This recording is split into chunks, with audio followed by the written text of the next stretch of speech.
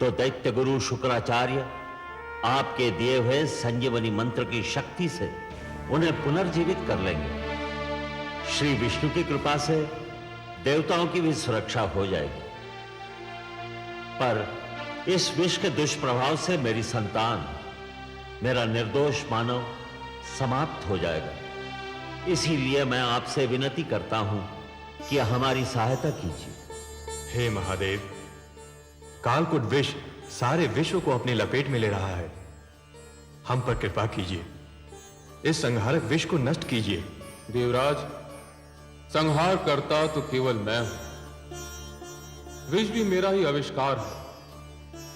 विष मेरे लिए संहार करने का शस्त्र है और किसी भी विष को नष्ट नहीं किया जा सकता। विष को रोका जा सकता है, विष को सीमित किया जा सकता है, विष के दुष्प्रभाव को समाप्त किया जा सकता है, परंतु विष को नष्ट नहीं किया जा सकता। और हां देवराज, संसार में कालकूट ही एकमात्र विष नहीं है। विष तो कटुवाणी में भी होता है, अश्लील विचारों में भी होता है। वाणी के विष को यदि कानों में ही रोक लिया जाए तो उसका प्रभाव हृदय तक नहीं पहुंचता, और अश्लील विचारों के विष को यदि मस्तिष्क में प्रवेश न करने दिया जाए तो वो चरित्र को हानि नहीं पहुंचा सकता।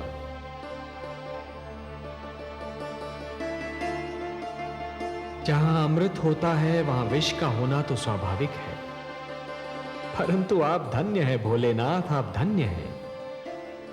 कालकूट विष का प्रभाव तो आपके सुंदर तर्क ने ही कम कर दिया। अब शेष समस्या का समाधान भी आप ही निकालेंगे। आपने सत्य कहा कि विष को नष्ट तो नहीं किया जा सकता, परंतु उसे रोका अवश्य जा सकता है, और यह कार्य केवल आप ही कर सकते हैं देवाधिदेव। हे त्रिलोकेश्वर, आप सब चलकर मेरे पास आए हैं। यहां आकर आपने मुझ पर कृपा की।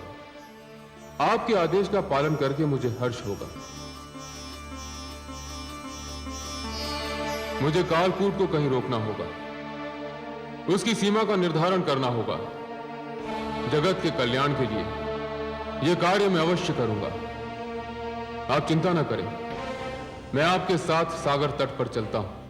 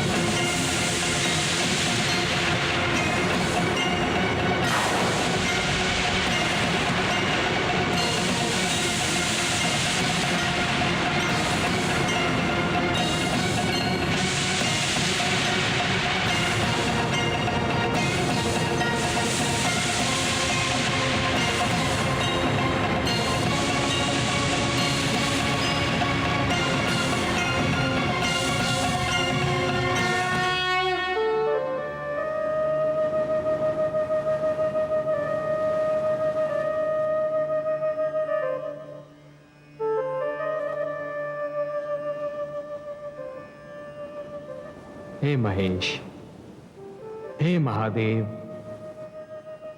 आज आपने कालकूट विष के प्रभाव से सारे संसार को बचा लिया।